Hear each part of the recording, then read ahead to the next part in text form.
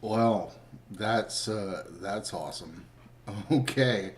Well, so much for my intro there. Something is going wrong. Yes.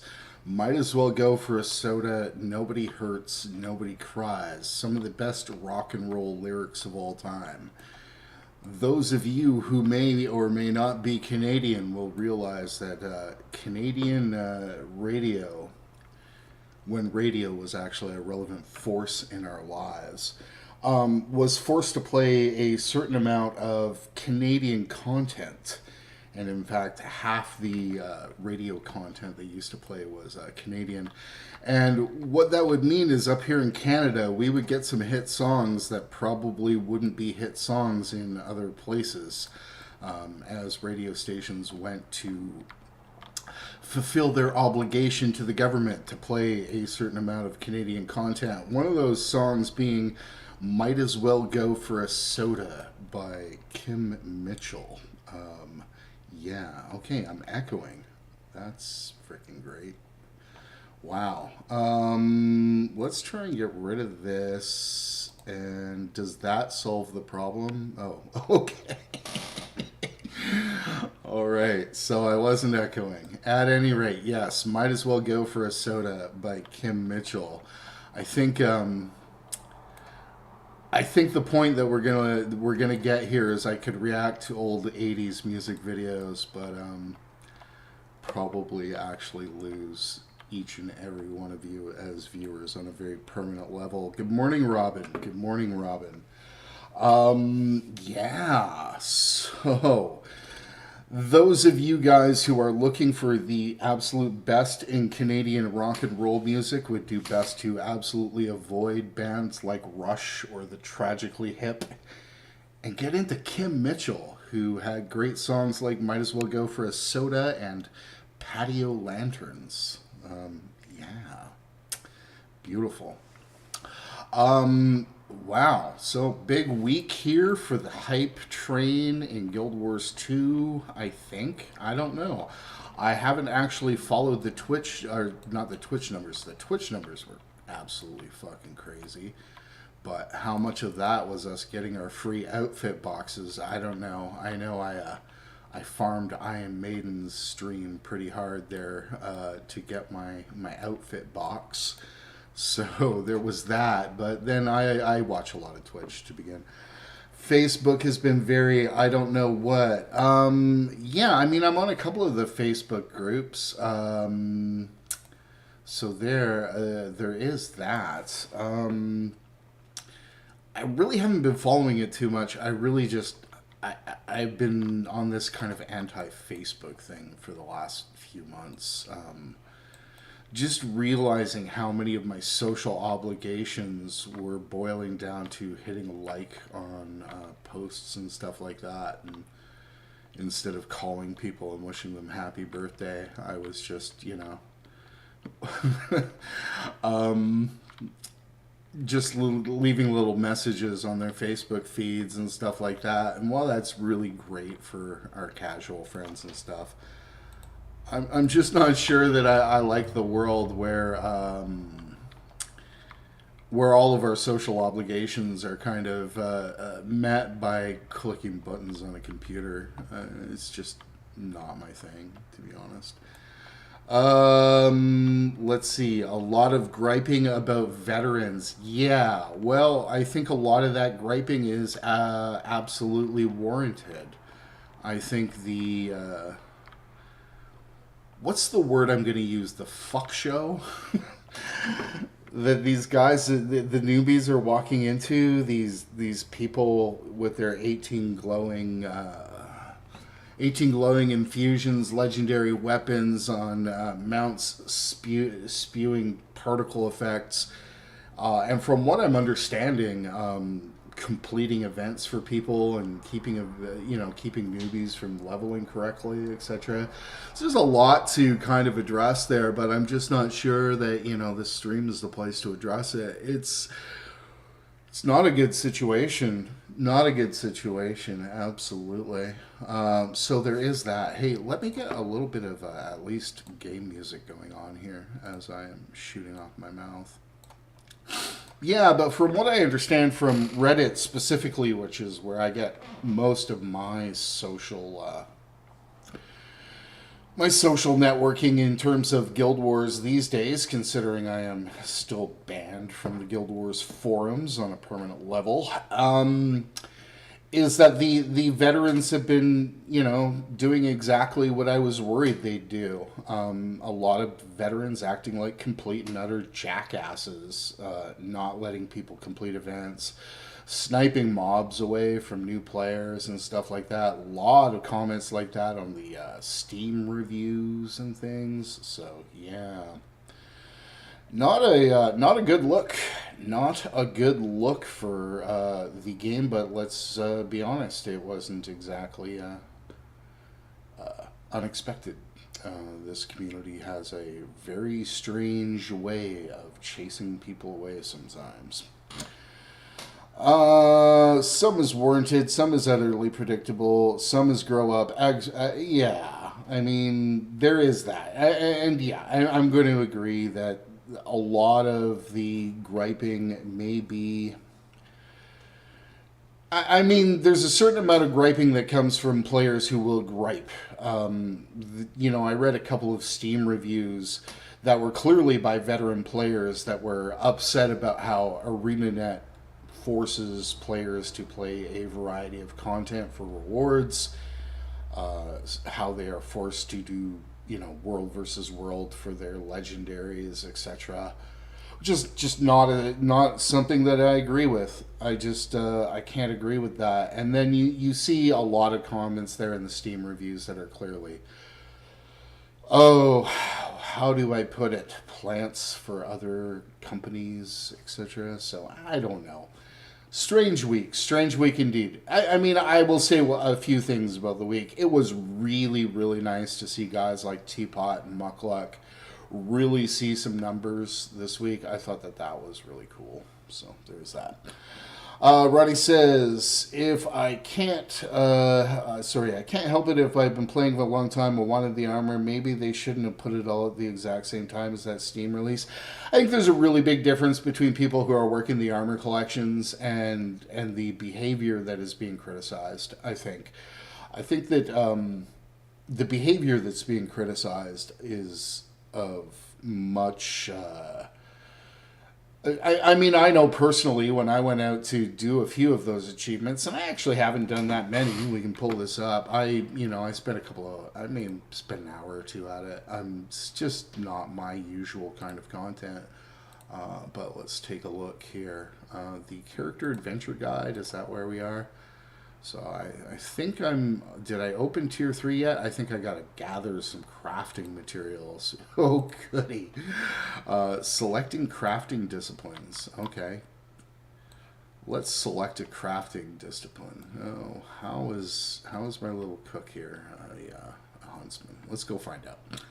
So let's do that. So, I think there's a really big difference between the players who are out there kind of doing getting their things. I know personally I was avoiding places like Metrica, etc. for that. So, but I know that there were some players who were not. That there's a certain element of the player base that sees themselves as getting things done as quickly and efficiently as possible. And a good example of that is daily Metrica event completer, when you'll go into Metrica and you'll see 150 people on their mounts, hard spamming engages, keeping newer players from hitting event criteria and stuff like that. And we see that all the time. And I don't doubt that there was some of that. I think a lot of the veterans, when it comes to the armor achievements, aren't really the problem. I think the problem is the greeting groups, the Walmart greeters that are showing up, at the beginning of Queensdale, and I think we could probably actually see some of those right now. Let's go and take a look at the problem, so to speak. Please teach me to be an armor smith. I will deactivate Huntsman, and there we go. I have completed Tier 2 of the Adventure Guide, and am ready to do Tier 3 of the Adventure Guide. Go me. Okay. Yeah, let's go take a look at what we actually are talking about here, because I think there's a difference between people getting their events done and the fuck show, so to speak. And there's a difference between our veterans hitting too hard and there's too many veterans here. I don't know. I don't. I mean, veterans hitting too hard is a problem I've been pointing out for a long time. So I guess the craziness has kind of ended here. I'm taking a look. Doesn't look redonkulous here. I'm going to turn down the music a little bit for my own benefit. Veterans, up-leveled players not getting downscaled correctly has been a big complaint of mine about the downscaling system for a very long time. I think it's absolutely imperative that if ANET really wants to tackle this problem, let's handle mountain gauges. Let's handle that raptor engage. Let's nerf the living fuck out of that raptor engage on low-level maps. I think that that's a big part of the problem. I really do. Level scaling isn't to scale. I think that that's absolutely correct. I think that's absolutely correct. I'm just going to drop a link to the stream somewhere. Just bear with me here for a few moments, guys. I appreciate your patience and realize that an actual streamer would have done this much sooner. Let's kill this. All right. Okay. So, I think that there is a problem with the way that downscaling happens. And if it did happen a little more gracefully, if we were nerfed a lot harder when it comes to those low-level zones, then yeah, I absolutely, I absolutely think it'd be a better experience for just about everybody. So just leave it at that. Put this up here. All right. So, there is that. And I think that really that's one of those things that if we actually saw some improvements in, we'd be looking at a much better experience for just about everybody, particularly on those events that are scaling when we've got a large number of high-level players going into low-level zones. And so that does create problems. I'm not going to front. It's not as graceful as you might think. And really, I think that it should be kind of dealt with. Let us get back to our chat window, however. Did anyone level up a new character this week? I did not. I had a lot of plans this week, but I'm going to tell you guys what ended up happening. I ended up playing my Scrapper all week. I ended up playing the living hell out of Power Scrapper all week and tweaking this build that I'm working on. This is my new Power Scrapper build. It's very much like the old one, and it's really fucking awesome. And I'm really glad that they kind of gave a buff to Power Scrapper this week, because it's honestly one of my favorite things in this game, playing Power Scrapper. So spent a lot of time working on this build, which is probably going to end up in a video here. I'll just flash it for you guys. Firearms, explosives, hammer, proficiency on the Scrapper. Running a mix of dragons and whatchamacallit gear. Marauders. So I'm running Marauders trinkets, I believe, and a dragon's armor, and I believe a dragon's hammer. It actually gets me like within 0.3 of the crit cap, which is really good. Let's go to a level 80 zone and get a good idea. So, excuse me. There definitely has been that. I've been really kind of playing the living shit out of this as I test it and just tweak it and try and get it where I want it to be. But we can actually pull up stats now on this. So we got, 63 crit chance. I believe I'm running food here, though, so that is going to be impacting that. So that's kind of where I'm at. Still a little bit more testing to do on this one, but I'm super happy with it. Super happy with it. Let us continue. So no, I didn't level up a new character this week. I really wanted to. I really want to make a Mesmer, and I actually want to level it pretty standardly to kind of build up some muscle memory on Mesmer. That may happen pretty soon. I leveled my mech this week when we got to Cantha. It's become my main because it's so much fun. I mean, Mechanist is. I don't know if I'm going to call Mechanist fun. Mechanist is nice and fun because it's effective. I just don't know if for me I enjoy the gameplay of it. I really like the alacrity spam. I really like the alacrity being easier to generate than probably lot of other alacrity alternatives. And I'm looking at you, Tempest. But on the other side, it's wow. The airplane is real. I'll let the bombing commence here. All right. But in terms of what it's doing otherwise, it's just kind of running around spamming a few attacks and everything. But I do like the effectiveness of it. I think as a kind of a low intensity thing, kind of running around, something you can play while you are just, I don't know, farming stuff. That's a good one. So there we go. I said last week I was working on Necro. With the achievement level guide boost, I put on 30 levels in about 2 hours. Level 51 to 80. That is actually really interesting because I thought what I might do is just kind of stream my new character when I make it and just get it exactly where I need it to be and do it on stream from 0 to 80. Because I was thinking those new XP boosts will probably make that viable. I could probably do it in about 5 or 6 hours. I don't know. Fires in BC? No. This is because I live on Vancouver Island, right on the coast, and there are actually a lot of seaplanes that go in and out near where I live. But I'm kind of working on a couple of things about the stream when it comes to audio and video, but I'll get to those after I make some videos, which I have not done for a couple of weeks. But yeah, I mean, it is much faster, and I'd really like to see just how fast can I get there in one sitting. But yeah, I think that's an interesting question, but really I think that's nothing but good for new players. I think really is kind of the point. What I am going to do here is let's go take a look at how strong this is when I'm just derping around on my own. I have a question for you guys today because I was thinking a lot about what to talk about on the stream this morning and what to do on the stream this morning. And I was thinking about the Steam release, and I was thinking about, what we take from this game and etc.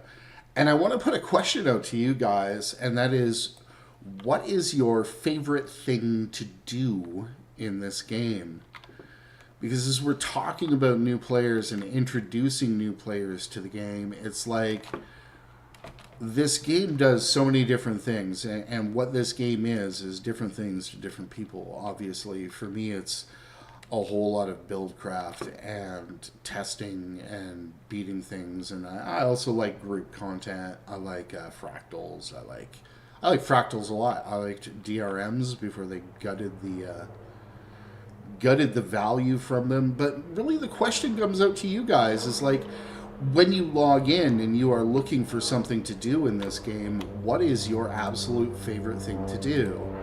Because that answer to that has actually changed to me. So when we're talking about new players, what would you introduce new players to as your favorite thing to do in this game? And I'd really like to hear from you guys on that, if you guys kind of have anything to speak out on it. Yummy Cassie says World versus World. That is not something that actually surprises me coming from you. But World versus World is a really good example. I know a lot of people out there who absolutely avoid World versus World simply because it's competitive, and they won't play anything competitive in their MMOs. And wow, this might be a little bit squishy for this. Yeah, probably gonna have to work on this build a little bit more. Caddy Wampus, good morning, Caddy. For those of you guys who are used to watching these Saturday morning streams, Caddy abandoning me this morning to the wolves, so to speak. Super sad. Oh, wow. Check out this Scourge who has come to help me. All right. Well, I'll try one more time on this thing and see what happens. So, yeah, World versus World is a really good one. Those of you guys who've actually never played World versus World or avoided World versus World, I mean, I get that, but it really is one of the most unique things that this game specifically has to offer. I don't think that we see a whole lot of. I don't think we see a whole lot of that kind of action in a lot of other MMOs, and a lot of MMOs just kind of add the competitive as an afterthought to begin with. Good examples of this would be Final Fantasy. Good examples of this would be City of Heroes was a good example that had no form of PvP up until the shortly before the City of Villains launch. I guess WoW's PvP is legit and competitive. I think there is that, but check out this Scourge hard carrying me here. So there's that. Gail says, my favorite thing to do, meet other people in guilds, sacrifice myself to the damage of advanced content, still looking for that armor skin that has footprints on my back. So the social thing, I think, is a big thing for a lot of people. I know that there are a lot of people that their gameplay loop is jump on and do world bosses. I may do some world bosses in a little bit. I'm going to take a look at that Armor 3 collection. But yeah, Ronnie says, I drag a new player on a boss run. I think that there's something to be said for that, because I think a lot of us, when we look at our early experiences in Guild Wars 2, will go back to the world boss, that first time we saw a really cool world boss or something. I know for me it was Shadow Behemoth when I was running around Queensdale and saw my first world boss. And of course, one of the things that Guild Wars 2 does best is that big open world spectacle. Other MMOs just can't really touch it. And I think that was my first taste of that. And that is absolutely something I would show a new player. I'm just not sure that world bosses are like one of my favorite things to do. There we go. Sea-Dog, I've been enjoying doing achievements lately. I never concentrated on them in the 7 years that I played. It's funny, one of the things I took from Wooden Potatoes, watching Wooden Potatoes streams, who, by the way, is still alive and kicking, which is good to hear. He said that, if you're ignoring that achievements panel, you're probably ignoring the biggest piece of content in this game, going around and running achievements. My problem with running achievements is that there's a lot of duplicates. If you do a few legendaries, you start to understand the shopping list that goes into, say, G1 or G1 legendaries particularly are egregious for this, that really come off like a shopping list. But yeah, I think achievement hunting is an absolutely fantastic way to play this game. I think you get exposed to probably more of the content in this game if you are achievement hunting. I think that's a really good one.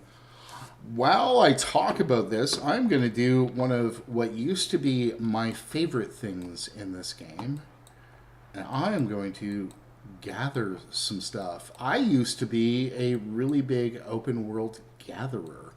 And in fact, I may have gathered multiple tunes into Ascended Armor. So I'm just going to gather some stuff while I'm reading what's going on here. So achievement huntings. Ronnie says, I skipped PvP. Yeah, PvP is a different beast for me. I'm not even going to front with you guys. First off, I'm the first to admit that I'm not the absolute best player of this game. I am a mediocre player at best at this game, and as is evident by my gameplay that ends up on videos, etc. Nice Z fighting on that texture there. That's pretty brutal. All right, and there is that. Now I'm okay to hold my own in certain pieces of content, but when it comes to PvP, I get salty AF. and if Caddy is still watching the stream, she will absolutely attest to the fact that I become a whiny bitch when I play this game and I do PvP. I am not fun to PvP with. I think I'll just put it that way. This guy comes out that probably just shouldn't be playing video games, to be honest with you. So I avoid PvP as much as possible. I will play it a little bit. I can deal with the toxicity from other people. I don't deal well with my own toxicity that comes out when I'm playing PvP. I get really frustrated with it, to be honest with you. And really, you know, the game doesn't make me play it very much. You know, I will do it for the occasional cosmetic, and that's really all the PvP I'll do. But I would show a new player PvP, and I've actually recommended the PvP in this game to a lot of people who have turned around and kind of said, you know, this is probably as good as PvP gets in MMOs, and I would agree. I really would agree. I don't think PvP gets much better in MMOs. Let's see. Catching back up. As I say, I see my gameplay as a tourist in Tyria. I see it as my attempt to be the mightiest of them all. The mightiest of them all. I want to get into PvP and World versus World, but I don't fully understand either. I came from SWTOR, which has a very straightforward PvP. I definitely feel like there's a big learning curve in Guild Wars 2. Zach's training. The PvP in SWTOR is much more geared around just having simple fun. Hutball is pretty cool. For those of you guys who've never played Star Wars: The Old Republic, there is a PvP. There is PvP in there, and it's not bad. It's not awful. It's not Final Fantasy level PvP. But it's also not great PvP. It's not as good as the PvP in this one. But there is a PvP mode called Hutball, which is actually pretty entertaining. That I actually enjoyed a lot. But SWTOR's PvP is much more slow-paced. The learning curve on Guild Wars 2's PvP is absolutely savage. Particularly if you're going into unranked and you're getting... And I've seen this happen to myself more than one time. If you're going into, say, you're going into PvP and unranked for that first time, and you're getting put up against people with years and years of experience in it, and as normalized as it is, you just get wrecked. And I'm just not sure that that's the best experience. But the problem is, without more people actually participating in it, you can't get teams of absolutely new people unless you get people in it. I think really, a good idea for ANET would be to look at the price of hot joins, the private servers. Those private servers are expensive for people to maintain. For those of you guys who don't know what I'm talking about with the private servers, if you come in here to the PvP menu and you look at the game browser, all of these are actually little private PvP servers that you can join. A lot of them see very little use. But I would think if it would be easier for a couple of people to set up one of these hot joins, what would happen was people would be a little more inclined to practice. And I think practice would make a really big difference in terms of the PvP community. I know personally, I'd love to be able to practice, but unranked is not a good place to get your feet wet in this game. It really isn't. It's very discouraging to go in and to get globaled in 3 seconds.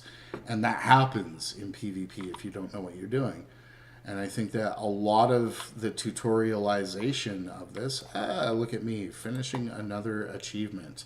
Oh, good. Now go farm 75 or 25 more. Sounds like fun. I'm in.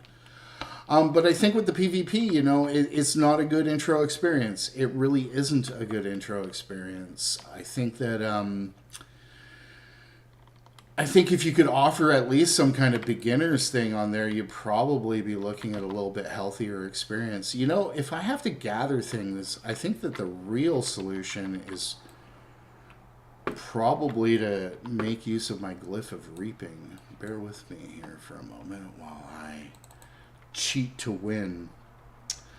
I said the same thing while they kept upping the hearts and gathering. Yeah, well, you know, it wasn't unexpected, was it? So in my gathering, in my sickle, I have a glyph of reaping, which actually makes this kind of thing super easy. So I'm just going to come down here and, with one fell swoop, get all the flags. Bam. So nice. I guess there's another place in Metrica where we've got a lot of plants in a really short place. Is there not? It's like the potato farm. Yeah, down here. So there is this. There's a potato farm. I'll get some potatoes. Flax. Savior of the universe. Yeah, Aqua waypoint for sure. Yeah, here we go. So we will get these potatoes here. Let's see how much we need after that. Guess I haven't even done my dailies. What the hell? There we go. Complete with purple potatoes. Anybody have any other good spots where there's like a lot of plants to harvest in one spot? Let's get this tree up here because Lord knows I need some green wood. I know there's a joke in there somewhere. So yeah. One of my favorite things used to be is just gathering in this game. I became very good at it over the first couple of years that I played it. I had quite a gathering route. Lettuce in Beetleun, a nice one, and the strawberry farm. Check it out, Saitung Harbor. That's interesting. Let me first start with the lettuce in Beetleun, which I think is a really nice call. Let's go. Get some lettuce, shall we? Where's my lettuce?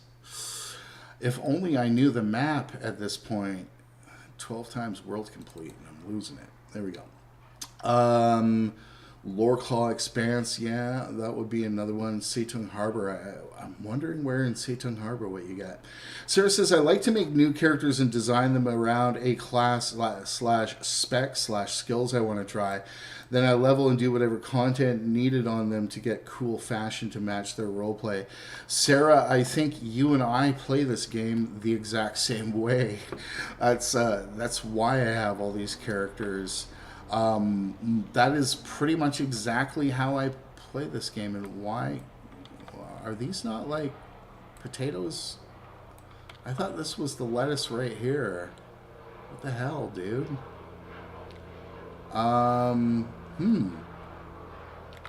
My lettuce farm. What happened to it? How will I ever be a proper Assyrian migrant worker? Potatoes southeast Plains of Ashford. Let's look at that because I always thought the lettuce was right here, and I'm seeing the lettuce, but I'm actually not seeing it as harvestable, which I think is kind of strange. Southeast Plains of Ashford. Yeah, that is supposed to be the lettuce, right? Yeah. Okay. Interesting. Lettuce be broke, yo. Oh, I don't know. All right, Licentian, holy, thank you very much for the super chat saying I refuse to join any guild that would have me as a member.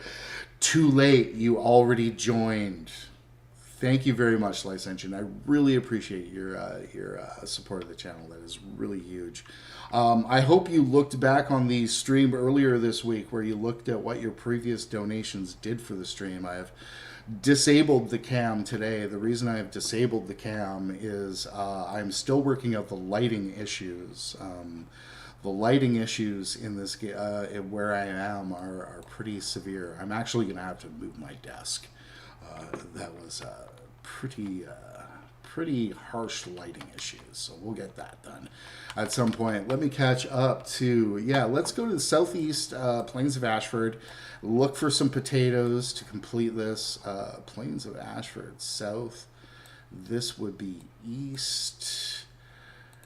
Let's see what we find. Lettuce disappears if there's a centaur event going on.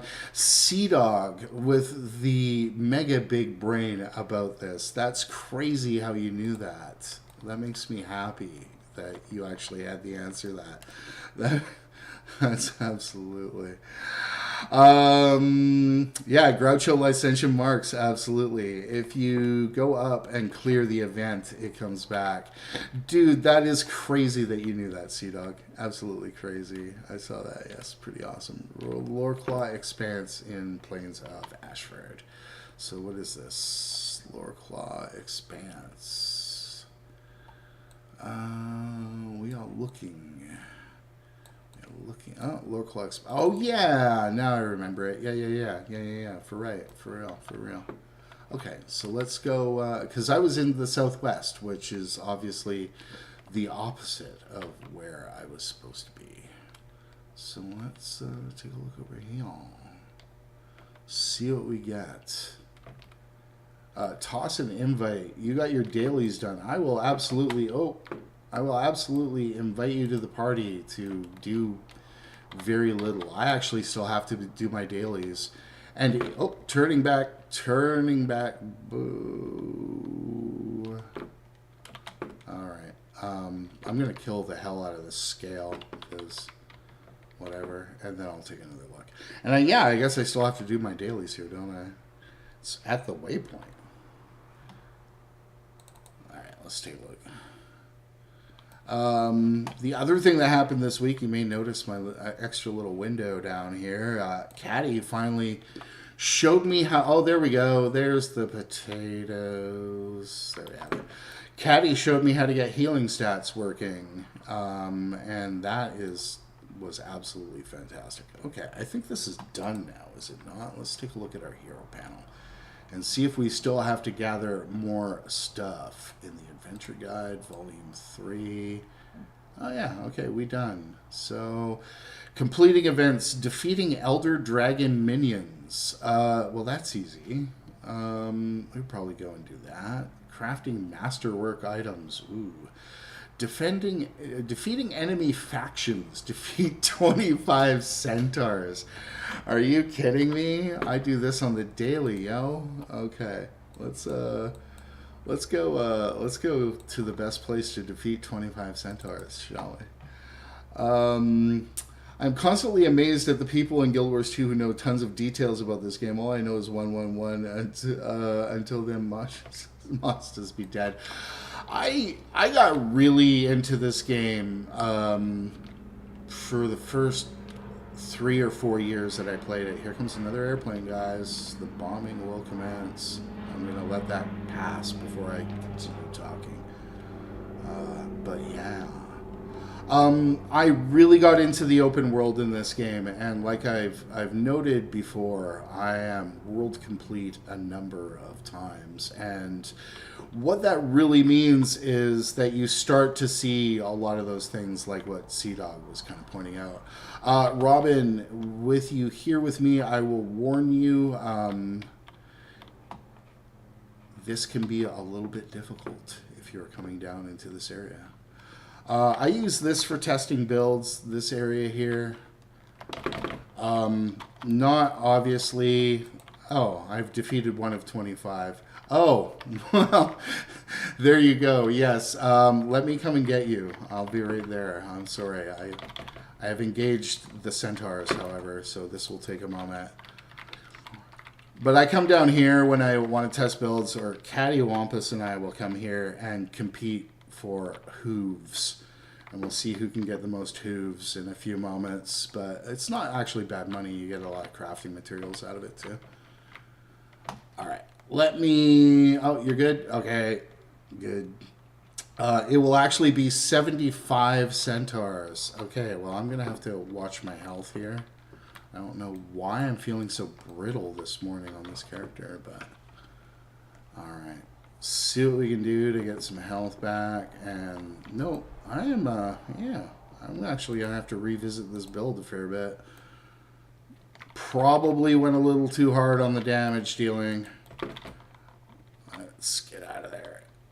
Obviously, this area, not the kind of thing we would normally do in game.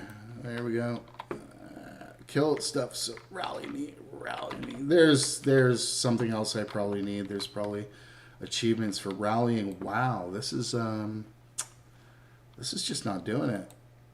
Crazy. Okay. Let us come back here. I guess I'm really going to have to look at that because, quite honestly, a build should be able to live in there.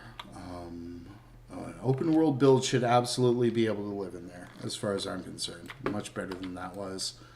So let's take a look at our build a little bit, shall we? Let us. I don't know. Where are we going to get some quick pickup on this? Let's go with some quickness and some vuln and some weakness. We'll mitigate our damage a little bit, and let's see how this does. No, midnight following it to her doom. All right, that is pretty crazy. Look at them all. All right, I'm going to stealth in, and I'm going to res you fully, and hopefully this will work. No, it's a little better. I'm sensing a revive orb use there. There we go. Yeah, no, this is not my usual thing. This build my old scrapper build used to be able to go through here, and I was running it in complete Marauders, so I may have to look at that Dragon's gear a little bit and different options, because this is not how my game usually goes. But good place to get killed by centaurs. How many left do I have to do? Oh boy. All right. Do I have to kill multiple factions of these things? Let's go somewhere else. This is not doing it. Yeah. You should get some nice hardened leather sections. You don't actually get the hardened leather sections in there. For those of you guys who are interested in farming this area here, I'll just go over this really quickly. You don't get a lot of hardened leather in there. Where you get the hardened leather is from the chests that are up in the hills. So you can go around that, basically that area there I was just derping and getting killed at. And I'll just kind of give you an idea. But what you are mainly getting down in here are the bags. These bags, heavy supply bags, which are not bad for materials, as you see. You get a lot of T4, T5, T6 materials out of those. Where you get the hardened leather is from these bloodstone warped hides. And the bloodstone warped hides are typically found in these chests along the hills here. So if we go here to this one, let's see if I can live up here. I'm not sure that this build is the best. I could probably grab a different build for doing this, because this is not my greatest moment. The damage is much higher, but, you know, still feeling that nerf to the barrier generation from End of Dragons. So where we actually get it is these guys will drop those bloodstone warped hides. The strong boxes will drop those, and those bloodstone warped hides are actually probably one of the better sources of hardened leather in the game. Probably the best, to be honest. And this whole area was actually added because of the leather issue in the game. So let's back out of there. So we come over here, we grab that. And they're all up in these hills. So when people run a leather farm, what they're actually going to do is they're going to go up the middle. They're going to kind of come around these areas. But this is not like this area. You'll get killed hard here if you're not like super careful, if you've not done it before. As my friends are finding out, I will try and get midnight here. No. Let's see. Can we stealth? All right, now let's try it. Yeah, the big clutch res. Let's get out of here. But really, you want to come up here with about 20 people and do it that way, which really is kind of optimal. But you can do it with a couple of people. You know, if you came in here with some actual support, it'd be better. Yeah. So it's let's get out of here, guys. Oh no. So yeah, that is so what you're saying is my guilt killed me for nothing with the lure of hardened leather. The it's very doable, but you really need about 10 people at minimum to do the farm. I am going to shout out another content creator for you guys. I believe it was Cat Dad Things. I don't know if any of you guys look at Cat Dad Things, but Cat Dad Things is, yeah. Let's get out of here because this is not a good place. You're right, midnight. Let us go. Let me just click this for you guys, and then we will go somewhere a little better. For killing centaurs, I guess we'll go to Harathi. A good point. Or you could run back in. Yeah. But really, if you get 10 people, you go up in that area, it's not so bad. It's not so bad. You could really start mitigating it and just farming it, and you really get some good amounts. You know, I only got 6 of those, but if I use my silver fed on those, we'll see a fair bit of leather coming out of that of various qualities. But all that comes out of that, but that's actually why they added that to the game. Yeah, I got him in Harathi. That's where I am. I am in Harathi. Let me ping this waypoint for you. There we go. Sorry, guys. So there is that. Dummy here chose leatherwork to craft level for the armor. Well, you got to do it at some point. You got to do it at some point. So what you're saying, yeah, sorry, just catching up. It was a leather bot heaven. Is there leather botting in this game? Does that actually happen? I'm not sure. I'm not sure. You are level 34. I don't know. There still needs to be a mechanist named Ash, Housewares, and his... Well, you should make it. We should be able to... We should absolutely be able to rename the Jade Mix. We should, absolutely. I have 500 on my Ranger. Yeah, I mean, leveling crafting in this game is just... I don't know. Crafting in this game in general is just not what I would call a fun experience. It really is not a fun experience. I don't know about the crafting in this game. The only game that I've really ever actively enjoyed the crafting in was, oddly enough, Black Desert Online does crafting so well. Those of you who may have done or played Black Desert Online or done the crafting there, it's actually viable and fun and makes you money and stuff like that, which this game just doesn't do. This game gates some rewards, and then that's kind of it. Really just kind of does it. Mining ore is a separate achievement. Wow, this is just the open world derpers kind of achievement quest, isn't it? Are there anything up here? It's been a while since I've been to Harathi, guys. Holy smokes. I think, yeah, there's an event down here we can do that has a lot of centaurs if it launches. Yeah, look at that. There's some centaurs. I will wait for my friends, and we will kill them. Yes, you do need to buy a rename token. The only one that doesn't up is... I'm sorry, only one that doesn't UP, it is only 18 for mining. I'm not quite understanding what you just said, to be honest. But yeah, going back to what I was saying, I really like the crafting in Black Desert. I think Black Desert did crafting right. It made me feel like everything I was doing was kind of viable and useful and had a purpose. And the life skilling in Black Desert is just so amazing. And if the rest of the game weren't such pay-to-win trash, I'd still be playing it. Doesn't change its mind like 25.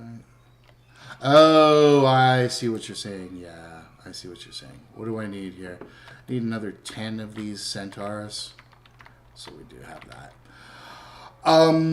But yeah, I mean, if you are out there and you like life skilling in MMOs, I highly recommend at least giving Black Desert a try. Black Desert really understands what's both right and wrong with life skilling in MMOs. Just wait till it wants you to kill dragon minions and what? And the zombies don't count in ore? Are you kidding me? How is that a thing? The zombies in ore don't count. Oh, Anet.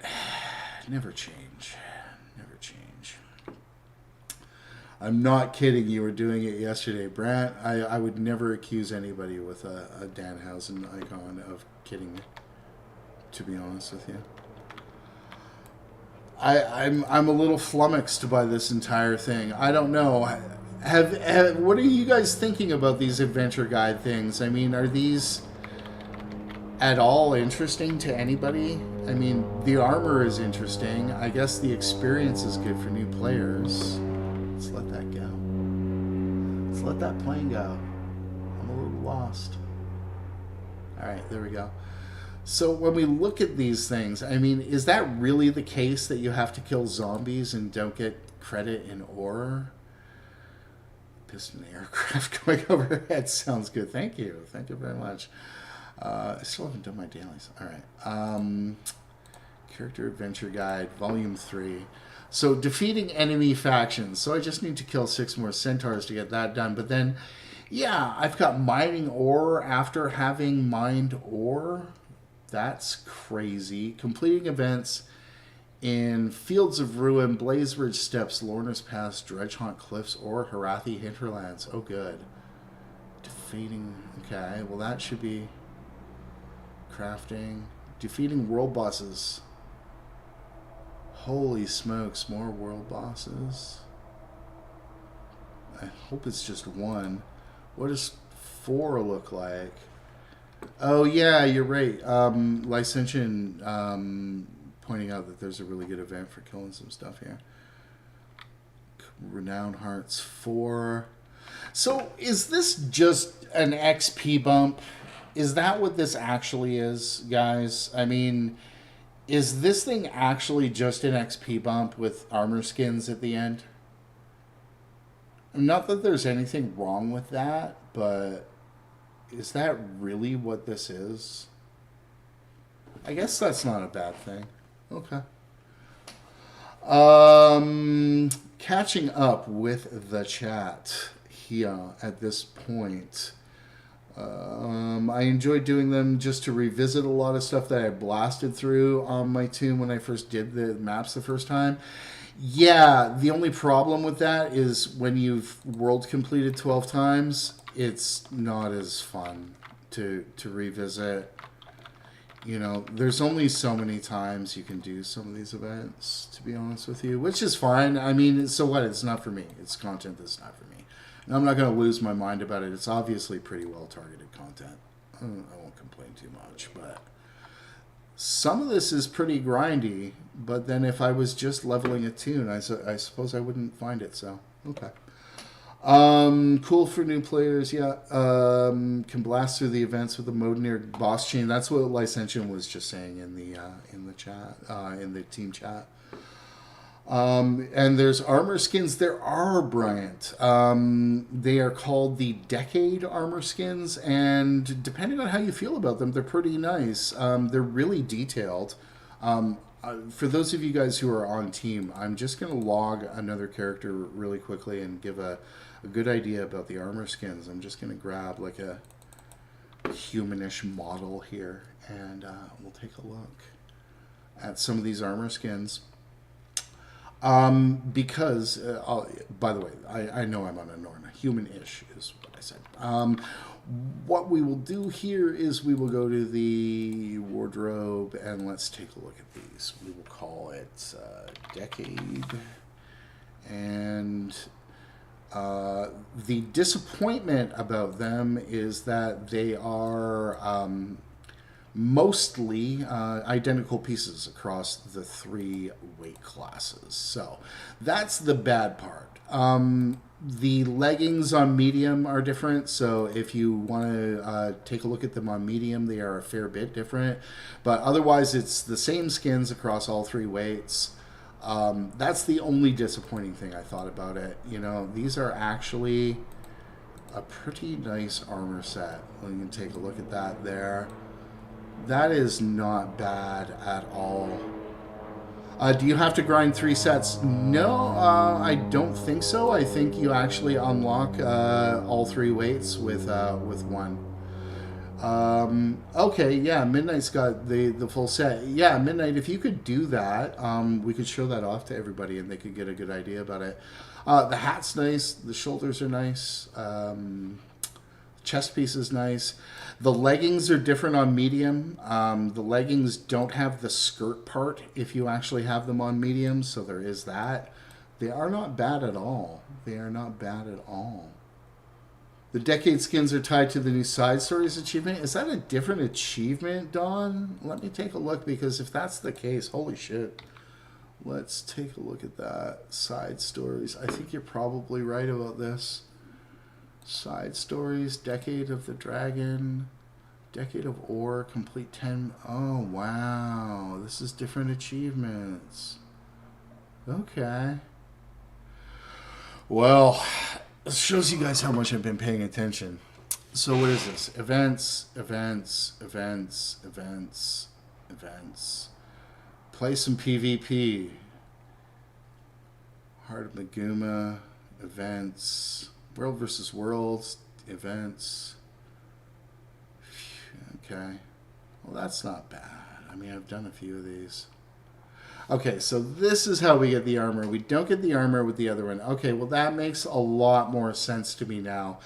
What that also tells me is the people who are complaining about or the higher level players that are going in to do then these other achievements are really just fucking griefing people, aren't they?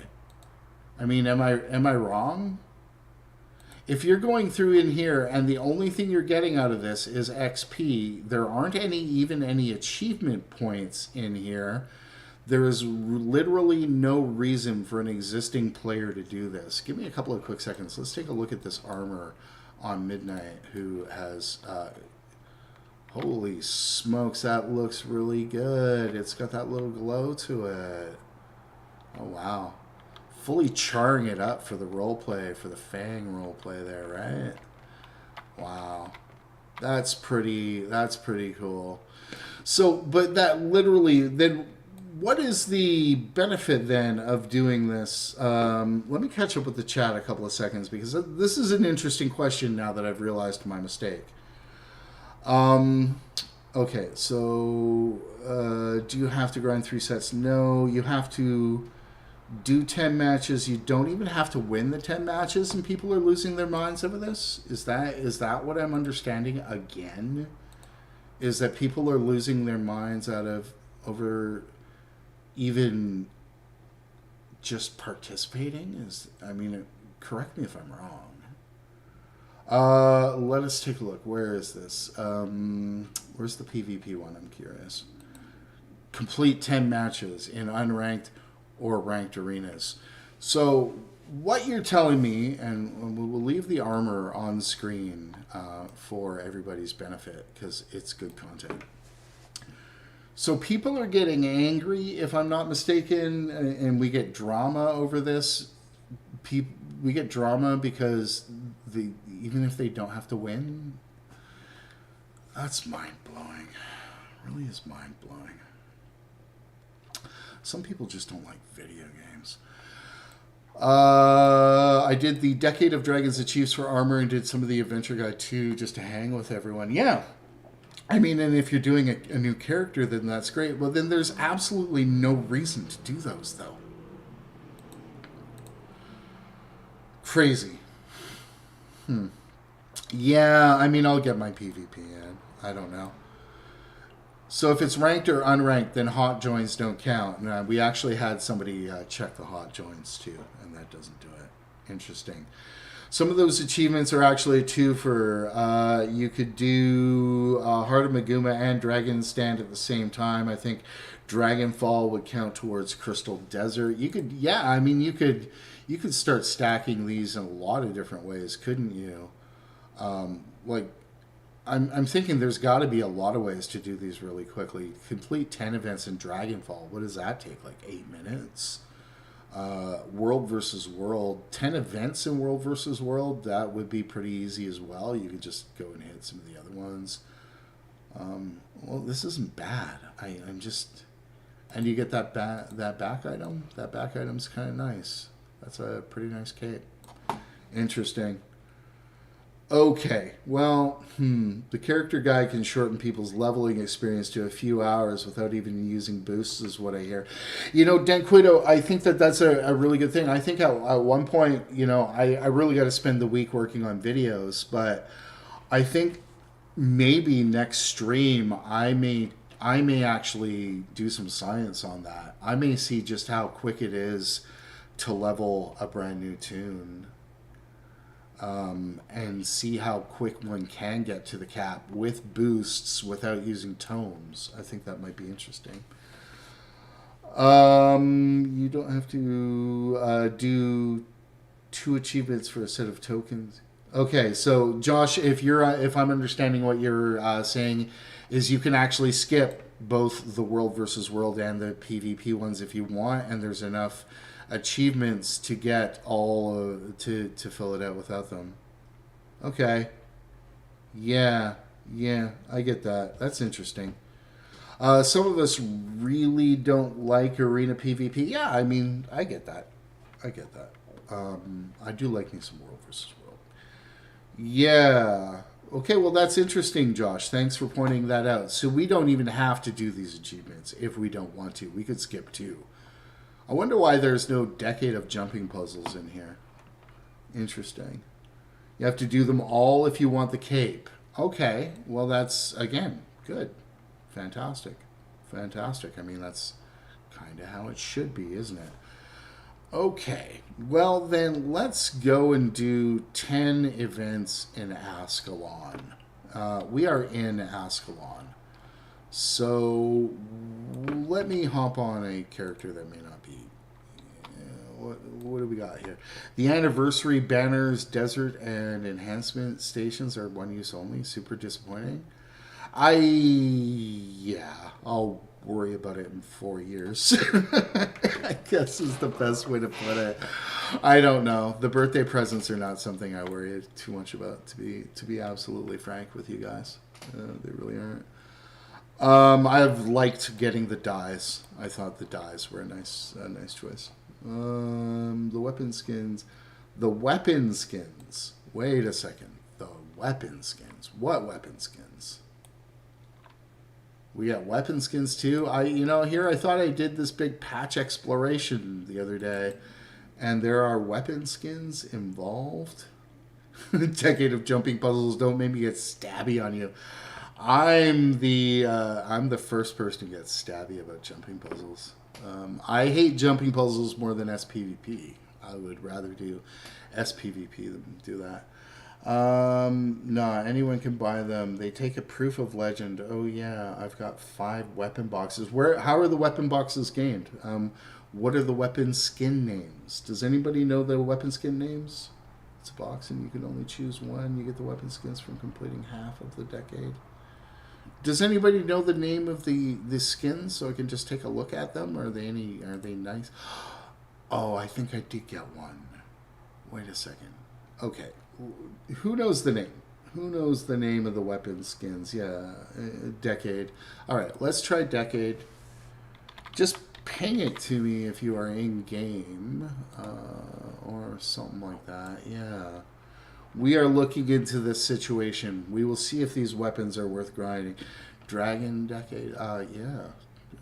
Dragon Decade weapon pack. Interesting. Can I right click this? Okay, Dragon Decade axe skin. There we go. Oh, I did see these. Okay, yeah. I did see these. Some of these were okay. Some of these were not bad. Let's do that and preview it. Yeah, okay. Nice set. Definitely Black Lion worthy anyway. Not sure we'll look at them all. What's the hammer skin like? Okay. Well, I mean, all right. Do they match the armor? I suppose. Okay. Yeah, I got a box. You choose one and then get rid of the box. Try the short bow. Let's try the short bow. Oh, see, that's not bad. You're right. Yeah, you're right. That short bow isn't bad, Brent. That's not bad at all. Wait a second. The new World versus World hammer. The hell, dude? The new weapon skins for World versus World are out? Is that right? What have I been doing all week? I'll tell you what I've been doing all week. I've been working on videos about gold making, and I've not been focusing on what's important. There's a new World versus World weapon set. Let's take a look at this. Bear with me here for a moment. Let us see. Is it at the same vendor is the question? Oh, I hate this one. Let's go. Yeah. Oh, they aren't released, but you can still preview them. Oh.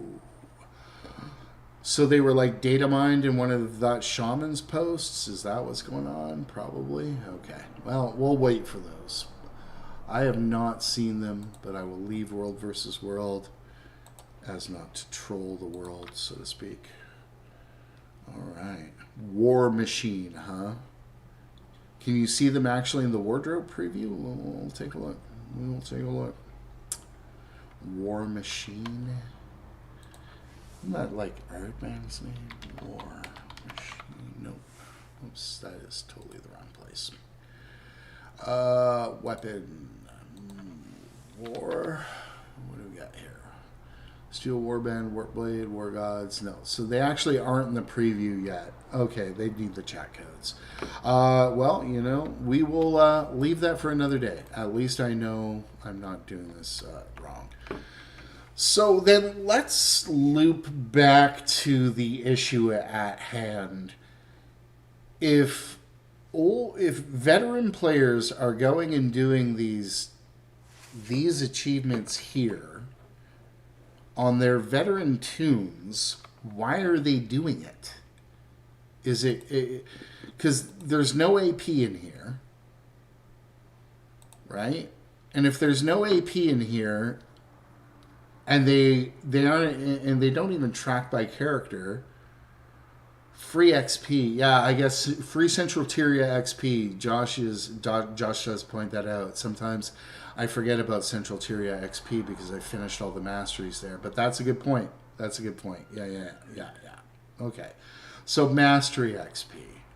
Okay. Yeah.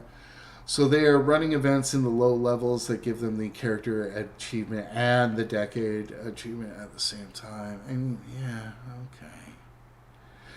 okay. Yeah, midnight coming out and pointing out, you know, maybe they're all doofuses like me who thought they were the same thing. All right.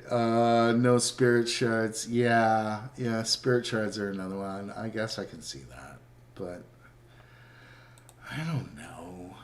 It just seems so odd to get that crazy about things. Tell you what, guys. Quick BRB, and I'll be right back with you guys.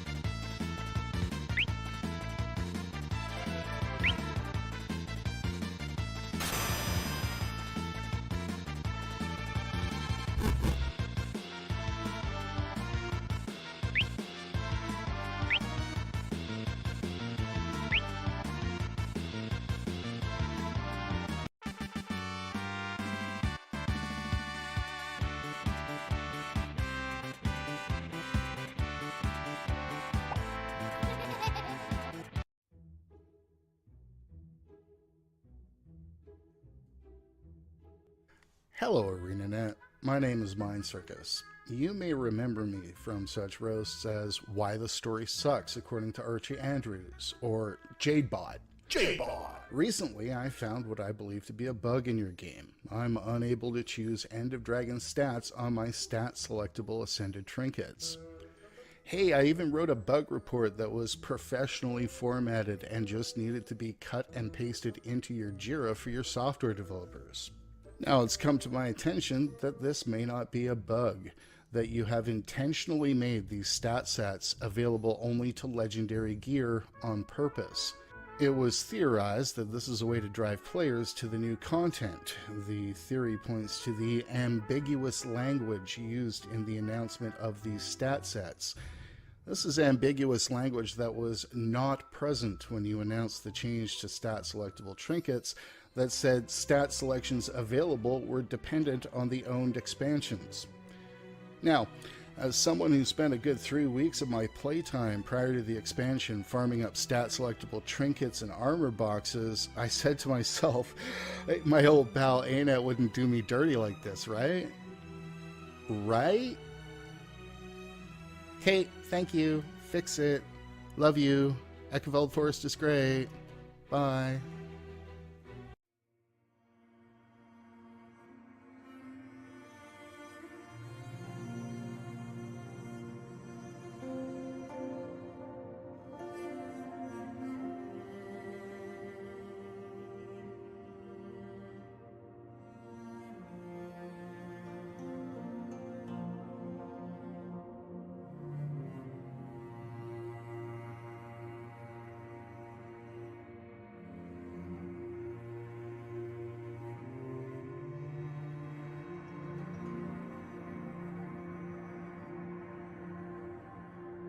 Here I stand to fight.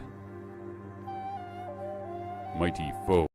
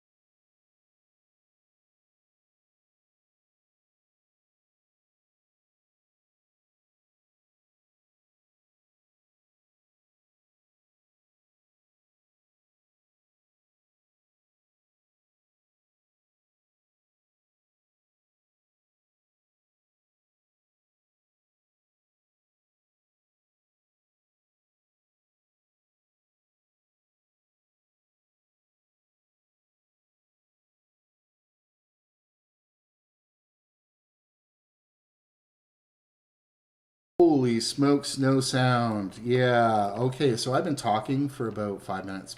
Good stuff. I'm going to have to go back and handle a whole bunch of stuff I was just talking about. I'm sorry, guys. Oh, best streamer ever. This is why I make videos. Holy smokes. Let me address the first question. Where is Caddy? Caddy is on a family thing today, so we actually don't have Caddy today. We will sit here. I am on a healer at this point. I'm on a healer because we're going to do Claw of Jormag in a few minutes. I won't squad up for this, but I do have some other spots in team if you guys want to come and do Claw of Jormag. But getting to what I was saying so eloquently while my microphone was off,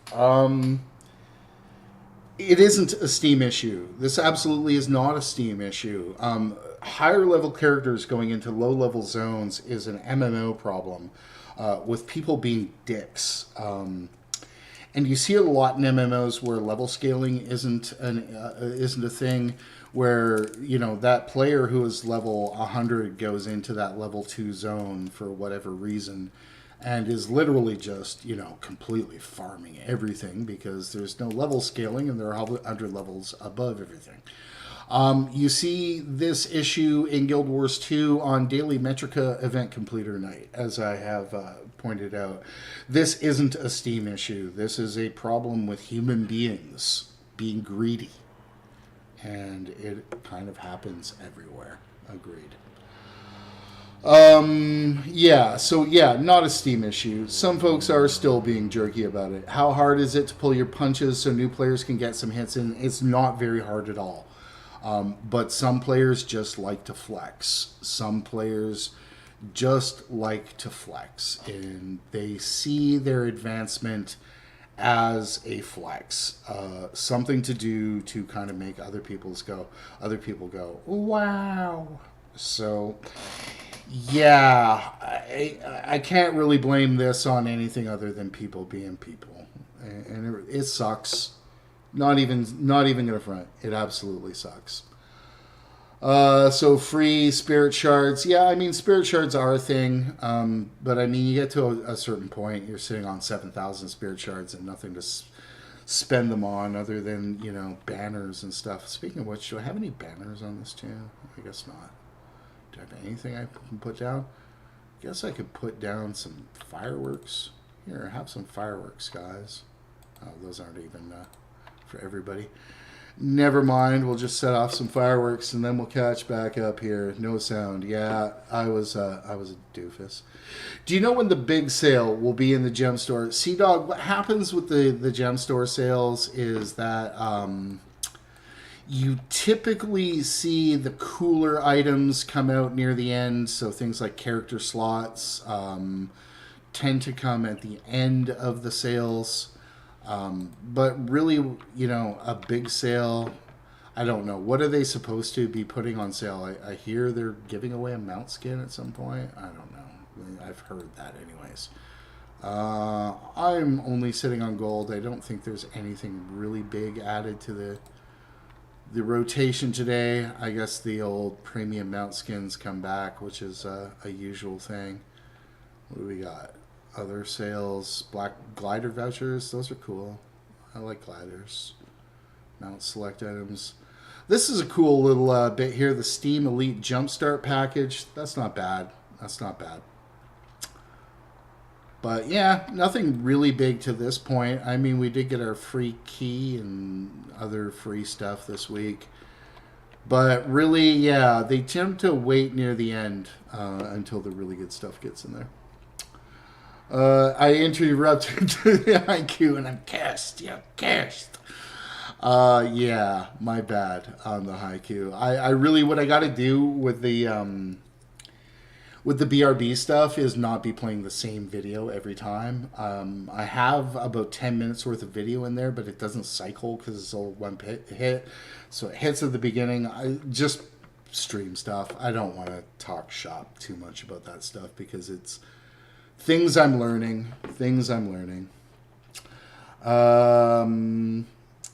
Wow, where they even farm the players. Absolutely. World of Warcraft is such a strange game, in my opinion. Join the events and just use your group heals, boon share. You'll have participated. I think you still have to hit a certain amount. You can't actually get full participation if all you are doing is healing. You actually have to do a little bit of damage, I think, in order to get credit, but it's a pretty minimal amount. Communal bonfire, if you still have it, it's actually on my scrapper. So I'll just leave it there. Mount Skin and Black Lion ticket next week. Well, that's cool. Black Lion ticket. And then the Jumpstart package is hella valuable. Yeah, I mean, if I didn't have gathering tools, that's the Jade Tech Appearance package. Yeah, well, great. Promotions, where is it? Steam Elite Jumpstart. So a copper fed, unbreakable tools, another character slot, a shared inventory slot, and the Royal Terrorist patch. That's pretty good for that amount of money. But remember this when somebody asks you if Guild Wars 2 is pay to win. Just remember this. Yeah, so it's a good package. I mean, they've done a good job. I mean, I got nothing but good things to say about this Steam launch thing. They've handled this fairly well. I think the community's handling of it may not be. It's pay to be comfy. So I don't want to get too far into this topic, and the reason why I don't want to get too far into it is because the video that I've been really working hard on all week is a video called Is Guild Wars 2 Pay to Win? Because Guild Wars 2 is very pay to win in several ways. If you value cosmetic progression, Guild Wars 2 is gutted cosmetic progression and offloaded all that to the gem store. So if you're a player who values cosmetic progression, and there are a lot of MMOs where cosmetics are actually part of your progression. Wow, this is really I'm going to get up in the air. I think that's a good example. I think that there are a lot of examples in the gem store of where this game is absolutely pay to win. And we can look at it right now. Let's go to the gem store. Other than the cosmetics, let's see, the Steam Welcome Pack, 800 bag slot expansion, 20 bag satchel. See, the bag slots are not exactly pay to win, but they aren't exactly, friendly to a customer.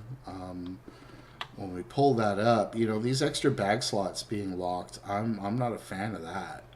And no account-wide unlock option, that's crap in my books. I look at SWOTOR, which we were talking about earlier. In SWOTOR, if you ever have an option where you've got an unlock like this, you've got two versions to buy of it. You've got one version which would be like the same price as here, and then you'd have a triple the price version which would unlock it for all your tunes on the account. And I would really get into that if this game offered these things, but it doesn't.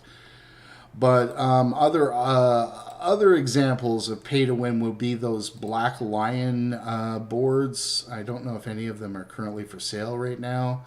Yeah, the cloth racks. Tell me these cloth racks and these home instance nodes are not pay to win, because this is just loot for gold. Okay, and let's not just forget the fact that gems to gold are pay to win. They really are. They really are. People who think pay to win. Okay, well, I am cursed. I actually, Bryant, believe this game is pay to win. Now, is it pay to win on the same scale as Diablo Immortal or Genshin Impact or Black Desert Online? No, it isn't. It doesn't, we've got a definite cap at power. We aren't buying power, okay? But we are buying stats. We can buy the best weapons in the game. We can swipe the best weapons in the game, right? Like, I can go here and go under weapons, and I can search for legendary weapons, and I can buy these legendary weapons. I can just straight up go and credit card swipe for a legendary weapon. Is that not pay to win, guys? I mean, That's best in slot, ultimate convenience weapon that I can just go and whale, right? Because I can go in gems to gold that. Is that not pay to win? I am hard pressed to think of a better example. I don't know. I'll leave that. I realize it's not a popular opinion. I think a lot of people like the business model of this game, but really when it comes down to it, this is absolutely pay to win. This is absolutely pay to win. You know, if I can credit card swipe the Juggernaut, then yeah, it is pay to win. Only bag slots I've ever unlocked were the ones I got as random drops from chests. I've actually never seen a bag slot in a chest. I'm just going to turn the volume down. Give me a moment here. It's going off in my ear pretty hard. You know, I've never bought a bag slot in this game because there was no account-wide unlock option, and I won't buy it until there's an account-wide unlock option. I think convenience is one thing, but if you are buying a best-in-slot weapon, you know, is that not it? Neverwinter, you can play it without paying, but they heavily incentivize you to swipe. Diablo Immortal is at the extreme end. Guild Wars 2 is Shangri-La in comparison. Absolutely, it's good in comparison. It's relatively friendly to people, but it's still pay to win. You know, and if for a number of reasons. I'll get into it in the video that I'm working on, to be honest with you. Buying a legendary just gives you convenience in my HO. Buying a legendary equates to buy to lose because you diminish the reasons you play.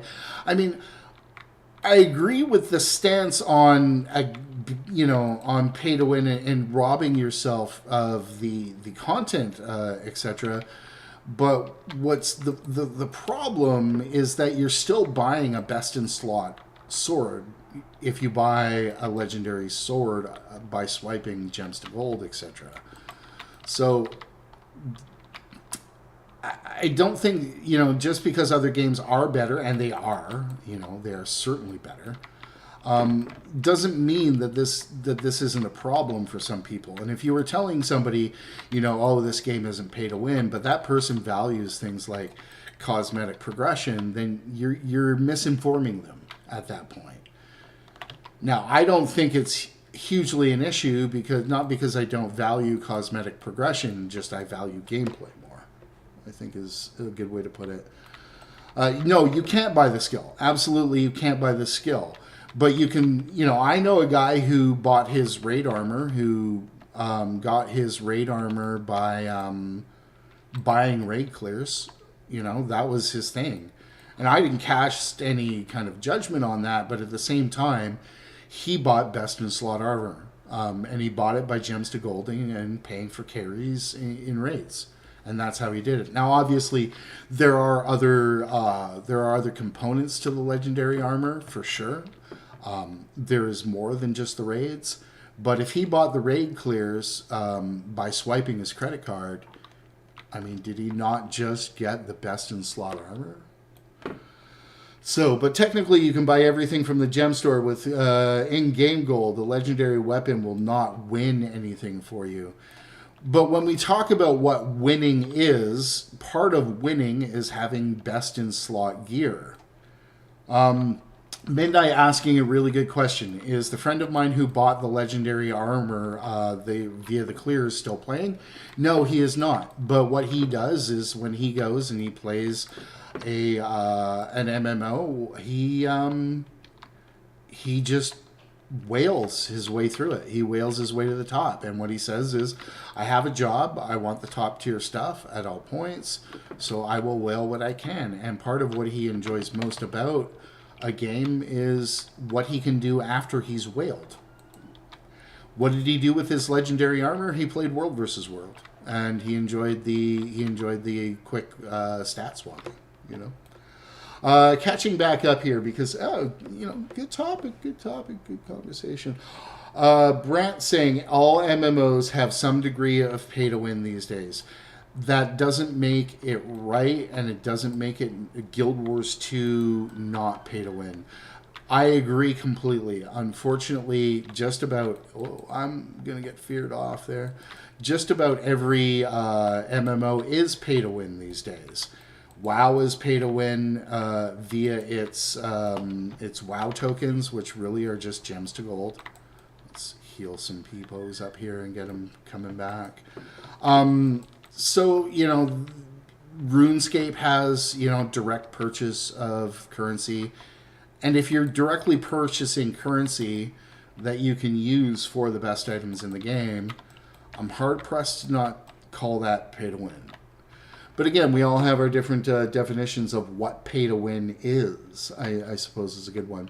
Kareem Saad, you still lack skill. No other games you do more damage here. You are doing the same damage but everyone else, but you need to learn the build. Kareem, you've got a good point there. You've got a good point in that Guild Wars 2 is much more skill dependent, is much more dependent on knowledge. I think knowledge is actually a big part of the win in Guild Wars 2.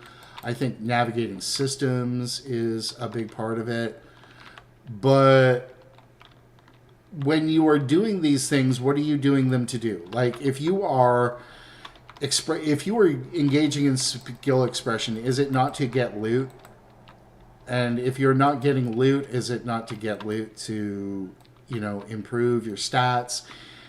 The only thing you can't buy in this game is Ascended Armor, if I'm not mistaken, right? And what, Gen 2.5 legendaries or Gen 2 legendaries? All the Gen 2 legendaries? All right, so there we have it. Claw of Jormag completed. Let's go to our next one here. Bear with me while I pull that up. Oh, Shadow Behemoth, cool. Okay, so we'll do some Shadow Behemoth, and then I'll catch back up with chat. Bear with me here for a moment. But like I say, if you're buying best in slot gear, is that not... Oops, that's the wrong waypoint I just pinged, guys. Sorry. Let's grab the correct one, copy it, and paste it. For those of you guys keeping a score. But I mean, if you're buying best in slot gear, I'm hard pressed to say that's not winning. Hard pressed. Put a legendary in my hand. I'm still a mediocre player with a legendary, not making me a better player. Sure, you're not, but you're still getting best in slot. You're still getting a better than an exotic weapon that the game gave you. You are still getting the best possible gear. And I think that gear does matter in Guild Wars 2. Obviously, it's not as important, but it is absolutely important. It is absolutely important. I think it's a personal choice, and everything is entitled to that. Absolutely, my friend who bought the raid armor, he was like, "Hey, mind, you're gonna hate me. You're gonna think I'm lame for that, but I bought my raid clears," and I'm like, "Whatever, okay, so be it." I'm not worried about it. To me, cheating myself out of the game, like, what do I have left to do? Okay, well, I'll go play another MMO and whale my way through that. No, I'm just not. Pay to win implies that you cannot win in any other way. I'm just not sure I agree with that, Sea-Dog, because BDO is a really good example, and I don't know if anybody's played BDO, but BDO is 100% a pay-to-win MMO. Can you, as a free player, keep up with the players in BDO who are whaling? Yes. How long does it take? Okay. Is it really an option? If it takes me 2 years to get something that somebody spends $100 for, and it's a power thing, I mean, is it really still the same thing because I can earn it in game? And I think Gems to Go... Midnight coming in. Well, I'm not agreeing with MC on everything, and I think that's great. I think that's absolutely great, because I think that this is worthy of discussion. But in BDO, going back to what I'm saying, I have to grind a long frickin' time to get a power level that I could spend $100 for immediately. And it is 2 years is the same as $100. No, it isn't. Now, for me, I'm playing the content and enjoying the content. I don't need to be at the top tier at all points. But if I'm one of those players that needs to be at the top tier at all points, could I walk into Guild Wars 2 and whale myself into best in slot? Absolutely, I could. I could absolutely do that via Gems to Gold. WoW doesn't have any excuses, though. Even though it's in decline, it's making more money off subs than most do in a year. In WoW's case, is straight up greed. Absolutely. Absolutely. But, Brent, is WoW worse than Black Desert Online? I don't think it is. Because what we're talking about with WoW is a situation where we can we can buy the currency, and because so much of the currency is what's used as player trading, etc., we have the ability to buy content and buy carries and things like that. BDO flat out sells power. It says that I need to upgrade things via a highly RNG process, and the only way to mitigate the RNG is to pay money. That's a completely different thing, right? So, is WoW bad? Yes. Is WoW as bad as Guild Wars 2? Probably. Is Guild Wars 2 any worse than WoW? I don't think so, other than the fact that the progression is mitigated by the lack of vertical progression in this game. If you aren't needing to progress vertically, you aren't paying for the vertical progression, what are you paying for, right? So you've got a cap on how much. I'm going to catch up on something because we actually have something in the chat here. Licentian said I would spend the money if it would allow me to play with friends in harder content. If it may, I could do it sooner rather than later. And yeah, there we go. We're paying for a skip quicker. I've been paying 10 years. I got one legendary. I consider myself top tier. Well, and you are. Why do you only have one legendary though? That's what's really crazy. Catching back up here with the chats. Getting back to what Brant said, I just don't think that Guild Wars 2 is that much better than WoW in this respect. And in terms of the cosmetics, it's much worse. It's much worse. Ascended is best. Legendary isn't better. Yeah, it's cosmetic and convenience, but you can still buy your Ascended weapon as well, or you can buy all the mats for it. Ascended stats equals legendary stats. Well, yeah, and that's what I'm saying, is that the upper level is capped by the lack of gear progression, by the lack of vertical progression in this game, but it's still the facility for me to mitigate it with money, with real world money by swiping is still there. And to say that it isn't there is misrepresenting the game, because I think, as Brant said earlier, all MMOs do this kind of stuff. The problem with the term pay to win these days is that it's become much too broad. Yes, everybody has a different idea of what pay to win means. I know a guy who the first thing he did when he joined this game was whale Eternity. And he whaled Eternity for what? What does whale Eternity go for? Like $250? Something like that, even more. And that's what he did. And then he went into World versus World. But that was the first thing he did, was whale the best sword he could. And he whaled the best sword in the game for some people. It's the best sword in terms of QOL. A lot of people feel that Eternity is the best quote-unquote looking sword. So in that way, he has, completely skipped cosmetic progression by having to use that wooden sword at level 10, that steel sword, that, better skin when he did, X content, that better skin when he got to Icebreed Saga, etc., etc. I mean, cosmetic progression is a thing in MMOs, I think.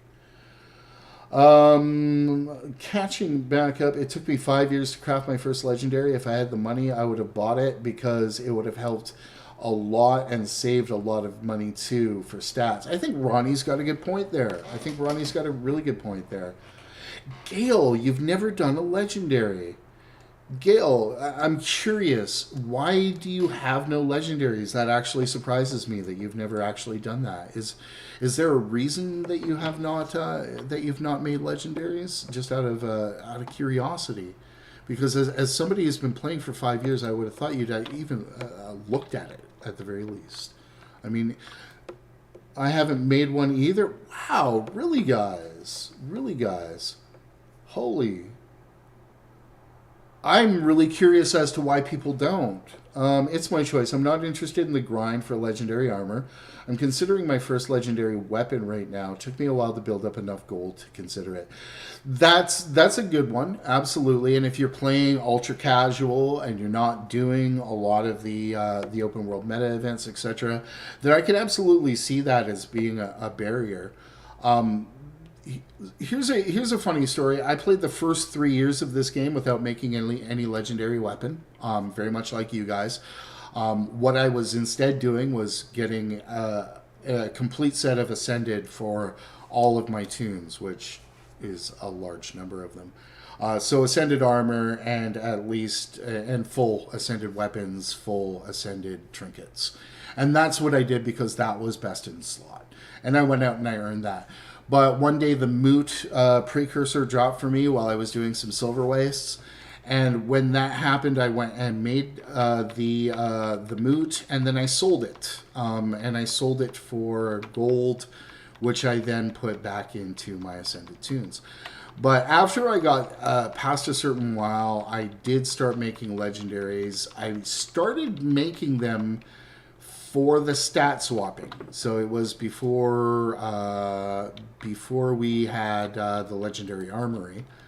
But when I started making them, there's a part of this game that is actually really heavily kind of geared around the legendaries.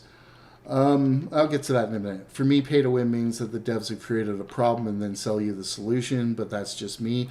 Low bag slots and selling you the solution is what I'm talking about. Build templates is another good example.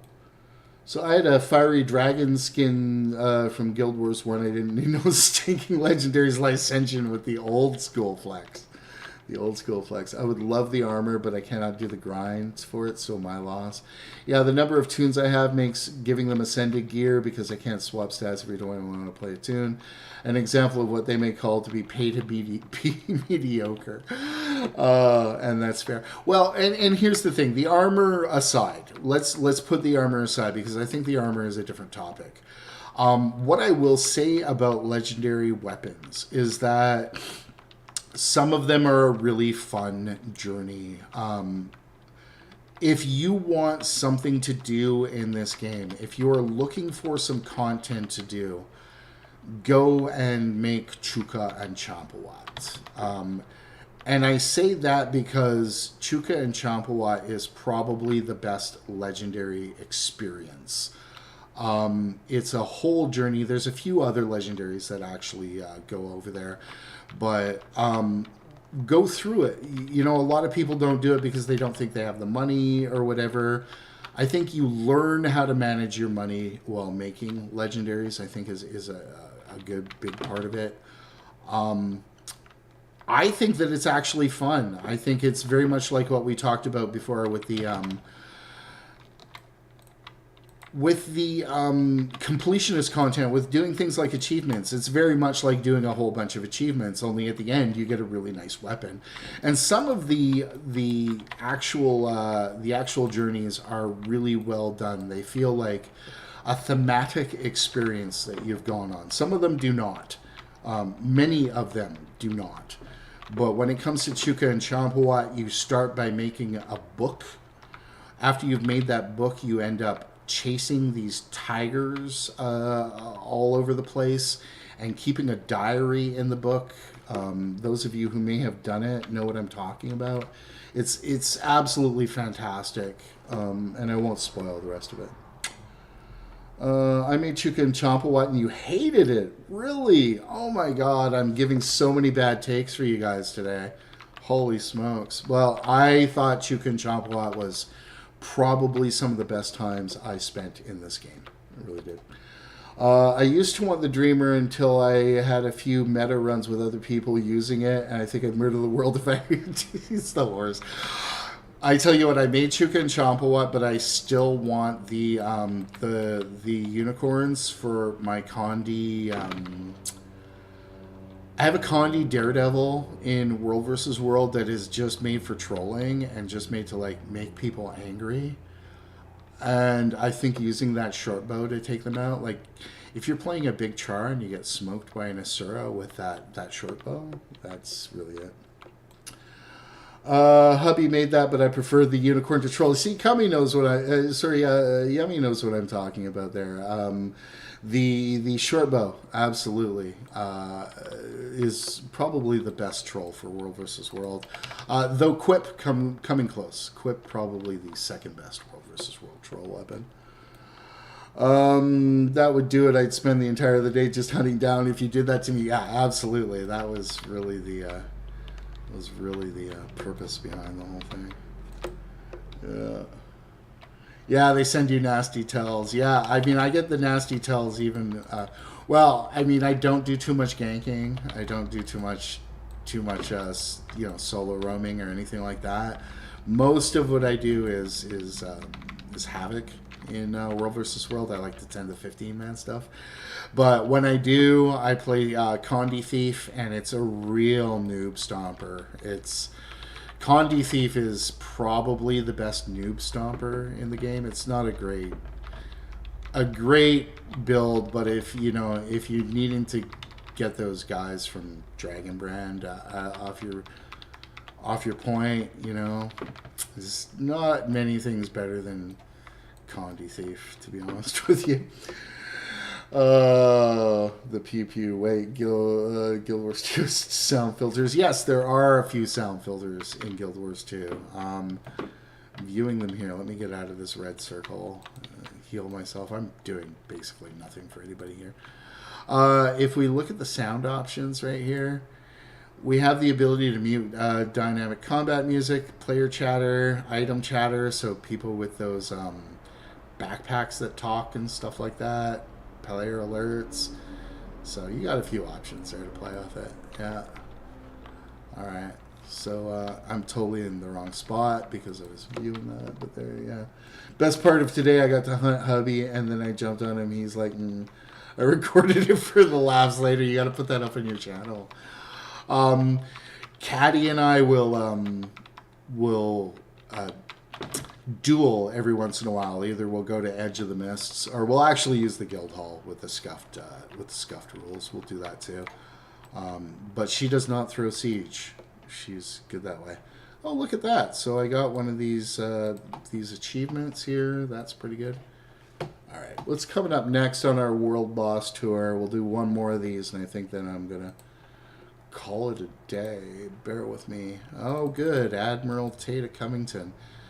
This is one of those world bosses. I wonder why they are not taking a look at this one. To be honest with you, this is probably one of the worst world boss experiences in the game. I've got to think.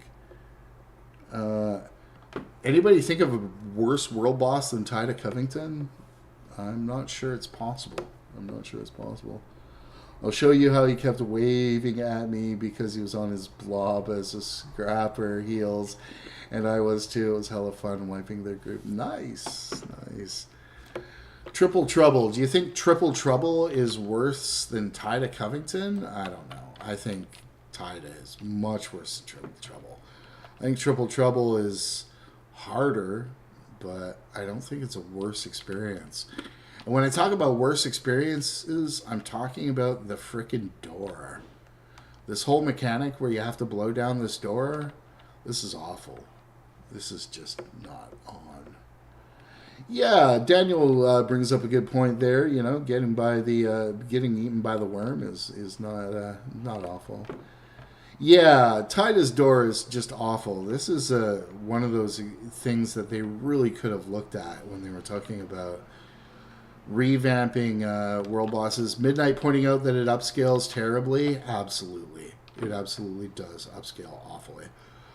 But yeah, so this event probably one of the weaker world boss ones, and really, if they're looking to kind of put some shine on these things, this would be the one. This would be the one I would first start with before the Shatterer and the or where we were, which was not the Shatterer at all. Yeah, massive group here. Yeah, it takes longer when you get more people. Absolutely, absolutely, it does. I think they overshined the 4 that they recently did. In what way, Gail? Like, when you say they overshined, are you talking about the rewards being a little too high, or just the changes being a little much? So I don't think I've seen anybody really struggle with fire elemental since the changes. But the other thing is, this is not content I do a lot of. Getting a Bosco from the fridge. Bosco, seriously. Well played. The trouble with Triple Trouble is it usually requires a level of coordination that a random group can't pull off. It sometimes a guild-like group will do better. It's like a pre-Suwan. I don't think there's anything wrong with that. I think the game needs these things. I think the game needs these events that are coordinated. The problem with it is the same problem with Dragon's End, which they actually addressed pretty quickly. But it's the same problem as something like Serpent's Ire, where the harder events that do require the actual coordination just don't offer better rewards for it. Like, what do you get for Triple Trouble that you don't get for Great Jungle Worm? I don't think it's a whole lot. There's some achievements there, but once you have those achievements, great. What is the actual reason to go and play Jungle Worm? I guess there's a high roll on the drops, but is that why people do tech? I don't know. I think that the mechanics and skill level in some of them are really rough now for new players in a low-level zone. Are you actually seeing that, Gail? Because I honestly haven't done the content. And I don't want to talk out my butt on that one. I mean, are players struggling with these events, or are we seeing a lot of newbies littering the floor? I mean, are we talking about it from a more theoretical level, or are we actually seeing problems? I don't know. I haven't really done it, to be honest with you guys. Mega Destroyer could be improved. Yeah, Mega Destroyer is a really unfun event. Unfun. Tie to Covington, Mega Destroyer. What would be the third that we would add as something that needs a redo? Taking a look at the other world bosses. I guess Golem. Golem's actually not bad. Okay, the Golem here in Mount Maelstrom isn't awful. What are some of the other world bosses?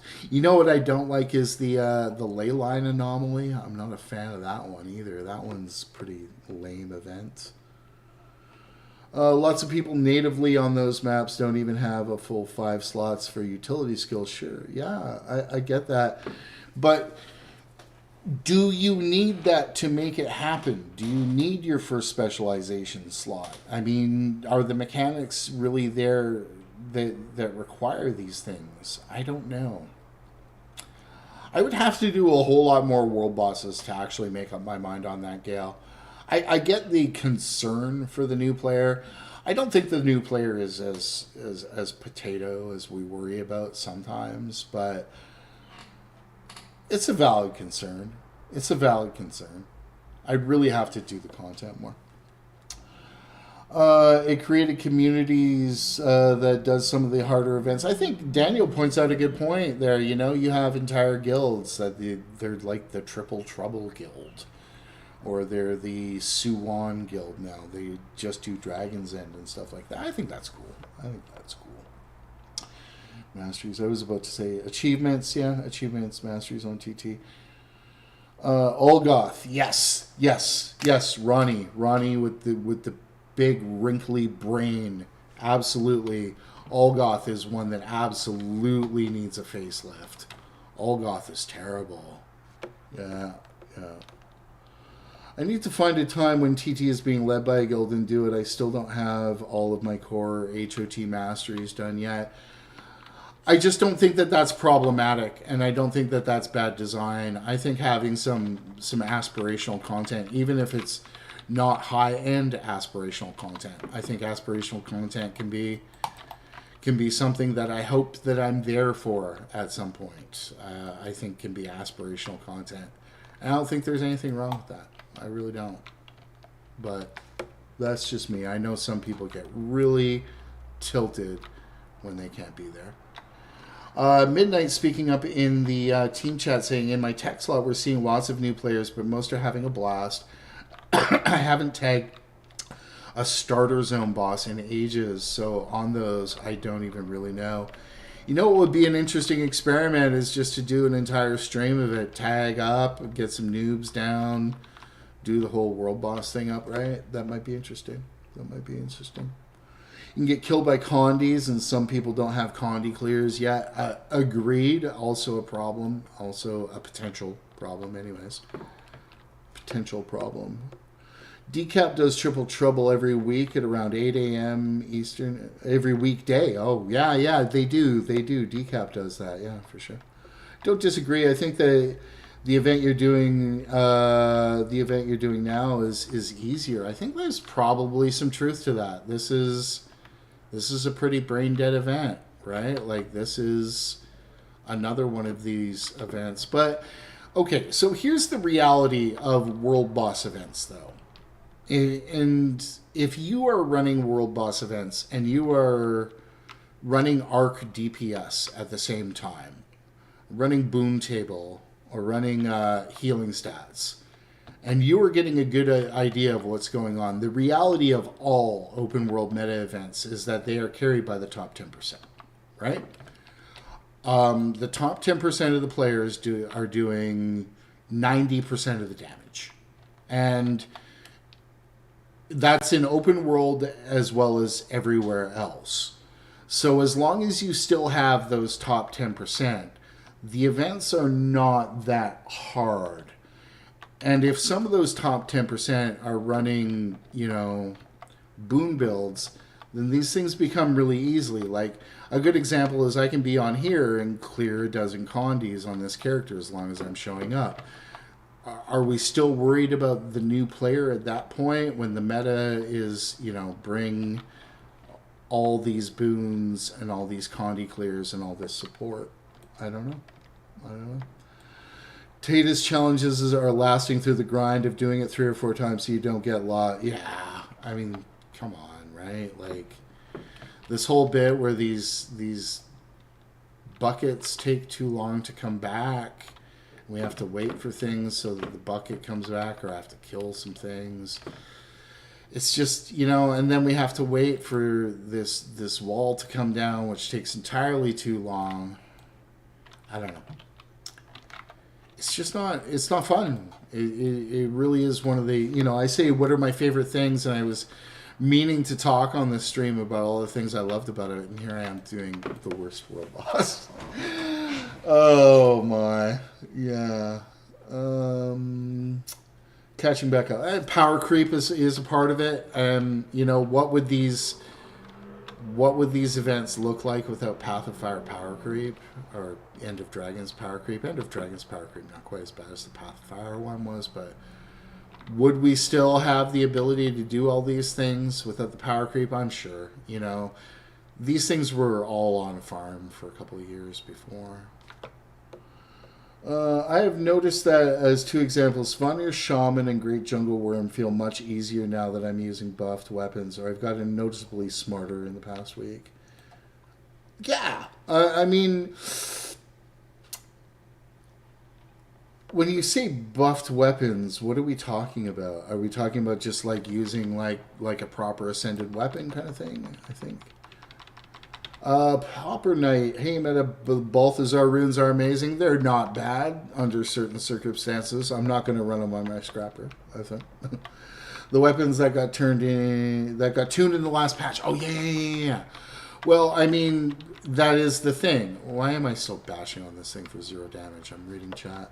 I think that's another good example is you're bringing up that lower end when you do these things. You're bringing up those players that didn't know not to use staff in the open world on their necromancers. Because the game places you in this really serious bubble where you don't know how you're performing. And you need a third-party tool to know if you're performing really well. But I think that, yeah, that's a really good example. Buffing those weapons does create easier group encounters. But, you know, this gate still takes forever. Okay, just catching back up. I'm actually using rifle on a Condi Mechanist build. I think rifle might still... Oh, yeah, no, the rifle is still absolutely overtuned. And I actually tested rifle out on my Scrapper build, my DPS Scrapper build, and it's still pretty good. And you can perma quickness on your team. Yeah, the buffs to the rifle on Engineer went way too far. Absolutely. And still way too far. I'm notorious for being roadkill on my Elementalists I ran through with DD on a core Ellie, and it felt better than Ellie ever has before. I think I'd actually like to try the staff changes as well. I think there's a lot of truth to that too. Wish you could reskin the Mechanist pet. I think that reskinning the Mechanist pet would be their biggest... Why am I still bashing on this door? Sorry, would be their biggest... if they could put the skins in the gem store, it would probably be their biggest revenue earner. You know, Mechanist pet reskins, Necro pet reskins would really make ArenaNet a lot of freaking money. It really would. Hodor, he's holding the gate. Oh, thank you for the Hodor joke. Speaking of which, I actually started watching the new Game of Thrones series this week. And not bad, except the special effects were pretty bad. They were not good. Yeah. Whoops, drop this here. Is that good? Who knows? I wish that the mech could follow us into the water. They let you reskin the mech. They better let me sell me Ranger pet skins. Well, you can't tell me that selling Ranger pet skins would not make ArenaNet a bunch of money. You know, like... Here's your fiery smoke scale. Here's your earth smoke scale. Stuff like that. I gotta think that would make ArenaNet a lot of frickin' money.